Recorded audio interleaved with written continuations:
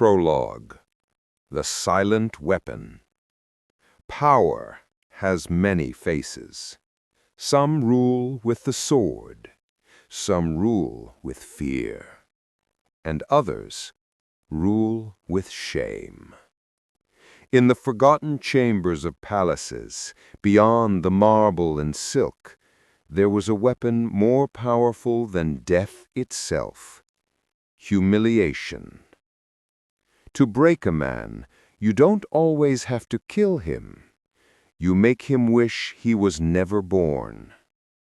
And for centuries, kings, divine rulers, conquerors, emperors learned to master that art. This is the story of how ancient tyrants turned shame into a weapon of political annihilation. Chapter 1. The Psychology of Control. To understand this story, we must first understand power itself. Power is not only about armies or bloodlines, it's about obedience. The fear of losing control over one's body, dignity, or honor has always been a ruler's most effective leash. From the Assyrian Empire to Imperial Rome, from the Chinese dynasties to medieval Europe, the punishment of the body became the mirror of the ruler's authority. Public humiliation wasn't random, it was psychological warfare. When a tyrant could make his enemy bow, stripped not just of status, but of self, he proved that the throne was more than mortal, it was divine. Chapter 2. Assyria, the First Architects of Fear. 3,000 years ago, the kings of Assyria ruled the Near East with an iron hand and a meticulous cruelty. In the stone reliefs of Nineveh and Nimrud, their victories were carved for eternity. Prisoners, stripped, bound, displayed, were a part of the theater of conquest. To Assyrian rulers like Ashurbanipal, humiliation was an art form, a language of empire. It wasn't just punishment, it was propaganda. Every public degradation told a message to the world: resist us, and your legacy dies with you. In their world, honor was eternal, but only if the king allowed it. Destroying that honor was like burning the soul. Chapter 3. Rome, the Spectacle of Shame. Centuries later, Rome would perfect the idea. To the Romans, power was theater. Their empire was built not only by legions, but by spectacle, grand performances of submission. Enemies were paraded naked through the streets, bound in chains, mocked by citizens, before being executed in the arena. For them, this was not cruelty. It was justice served publicly, a warning carved into memory. And in Rome's vast amphitheaters, the body became a political billboard. A defeated general wasn't just killed, he was unmade, transformed from a symbol of resistance into a living symbol of disgrace. The message was clear. Rome didn't just destroy armies, it destroyed identity. Chapter 4. China's Imperial Mirror. In Imperial China, the throne was sacred. The emperor was the son of heaven, the living balance between order and chaos. But when someone defied the Son of Heaven, punishment became a ritual of cosmic retribution. Here, humiliation had a spiritual dimension. A man's body represented his lineage, his ancestors. To disgrace that body was to erase the family name from the universe. Dynasties like the Ming and the Qing turned public punishment into a moral theater. Officials who betrayed the state were stripped of titles, their names blotted from family records, their descendants banned from serving the empire. No need for blood. Shame itself became execution. In the Forbidden City, silence spoke louder than screams. Chapter 5. The Medieval Stage, Faith and Fear. Europe, too, discovered the power of humiliation, but cloaked it in the language of faith. In the medieval world, sin and crime were not separate. To defy the king was to defy God. So kings and inquisitors crafted punishments designed not just to destroy, but to purify through suffering. Public penance, pilgrimages in chains, mock trials, these were not random. They were psychological theater, staged for the crowd, transforming moral order into visible dominance. The ruler stood as the earthly judge of divine will. Every act of degradation said, "The king's authority is sacred, and your body is the altar upon which it is proven." Chapter 6. The Mongol Lesson, Power Beyond Pain. Then came the Mongols. Led by Genghis Khan, they conquered the world not through numbers, but through fear engineered as a system. When they destroyed a city, they didn't just annihilate its defenders, they humiliated its nobles, dismantled symbols of pride, and left psychological scars that spanned generations. For the Mongols, humiliation was tactical. It spread faster than fire, carried in stories whispered by survivors. To resist them was to risk not only death, but the eternal loss of honor. Chapter 7. The Ottoman Empire, the Veil of Silence. In the Ottoman Empire, the politics of humiliation took a quieter form, courtly, elegant, but absolute. Within the Topkapi Palace, sultans ruled over a world of silence and shadow. The punishments of betrayal were rarely public, but always symbolic. The sultan's enemies weren't executed in spectacle. They were erased. Their names struck from records, their properties seized, their families banished. In Ottoman politics, humiliation was invisible but suffocating. It was the absence of legacy, the slow death of reputation. And to be forgotten was the worst fate of all. Chapter 8. The Mirror of the King. From Assyria to Rome, China to Istanbul, humiliation became a universal script of power. Kings discovered that when you control a man's dignity, you control his mind. When you break his sense of honor, you own his memory. The theater of punishment wasn't about law.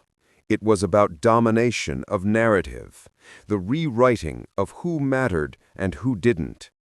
But behind every act of state-sanctioned shame was fear, the king's fear. Fear of rebellion, fear of weakness, fear of being forgotten himself. Chapter 9. Europe's Theater of Degradation. In the heart of medieval Europe, beneath the sound of church bells and sermons, the public square was transformed into a courtroom of spectacle. Punishment became performance. Every humiliation was staged as a warning, not just to punish the guilty, but to reassure the crowd, the king still controlled the world. It was a fragile order, built on ritual shame. When France's Louis XI, the Spider King, captured his noble enemies, he didn't always kill them. He paraded them through Paris in cages, their clothes torn, their status erased before their own people. For Louis, this was psychological surgery. A noble stripped of dignity could never rise again. In England, Henry VIII would adopt the same theater of disgrace. Public confessions, coerced apologies, and executions staged like moral plays. Each act was choreographed to destroy reputation before life. The guillotine might take a head, but humiliation killed the soul first. Chapter 10. The Church and the Body. While kings ruled by law, the Church ruled by conscience. And conscience, unlike armies, had no limits. In the medieval mind, sin was visible on the flesh.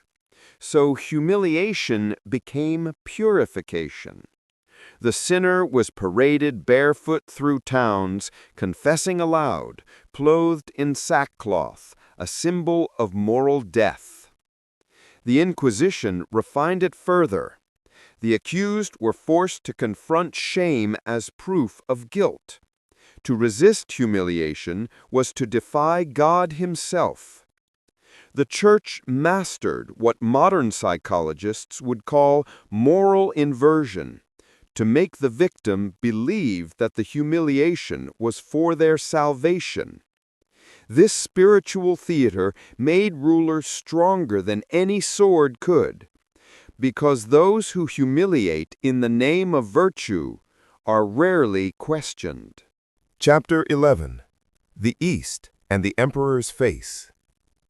In the East, the art of control took on subtler, colder forms. The Chinese emperors of the Ming and Qing dynasties ruled not only through armies, but through ritualized shame. The concept of face, one's public honor and integrity, was the invisible armor of Chinese society, and to lose face was to lose existence. The emperors exploited that truth mercilessly. Disgraced officials weren't merely punished, they were erased from the bureaucratic record, their names struck from family registers, their ancestral tombs defaced. It was a clean, bureaucratic annihilation. No blood, no noise, only silence. And that silence echoed across generations. To humiliate one man was to wound a lineage. In this world, the emperor was both father and judge. His mercy could restore your face. His anger could erase your soul. Chapter 12. Mughal India, the Theater of Submission. When the Mughal Empire rose in India, its emperors understood the ancient logic of fear and refined it into ceremony. For Akbar the Great, the politics of humiliation wasn't crude, it was aesthetic. He staged acts of forgiveness in his grand court, the Diwan-i-Khas, making nobles who disobeyed him bow, remove their turbans, and touch the ground before his throne. The spectacle wasn't violence, it was ritual submission.